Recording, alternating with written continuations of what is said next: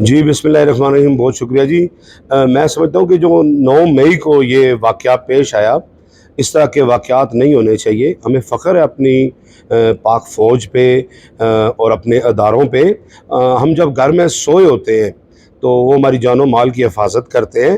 سیاست میں ٹھہراؤ ہونا چاہیے اور ایسی سیاست کرنی چاہیے جس کو شرافت کی سیاست کہتے ہیں، نہ کہ ایک اندر آپ کے اندر ایک غبار ہو اور آپ کو کچھ تھوڑا سا پرابلم ہو تو آپ نکل چلیں اور اپنے اداروں کو تباہ کریں۔ میں اس چیز کی بھرپور مزاحمت کرتا ہوں اور اپنی پاک افواج کے ساتھ سینہ تان کے کھڑا ہوں۔ وہ میرے ملک کے جوان ہیں، پوری جو میری پاک فوج اور جو میرے جوان ہیں میری پاک آرمی کے، میں ان کو سلام پیش کرتا ہوں اور پوری قیادت کو، اور میں سمجھتا ہوں کہ میں اپنی پوری قیادت کی طرف سے اس واقعے کو کنڈیم کرتا ہوں اور ایسے واقعات نہیں ہونے چاہیے۔ اور میں سب دوستوں سے بھی اپیل کرتا ہوں کہ اپنے آپ میں ٹھہراؤ، صبر اس کو، اور جیسا کہ اللہ جی نے بھی فرمایا کہ ان اللہ مع صابرین، اللہ جی صبر کرنے والوں کے ساتھ ہے۔ صبر کریں، سکون سے کریں، اور اس میں ہمارے ملک پاکستان کی بہتری ہے۔ بہت شکریہ۔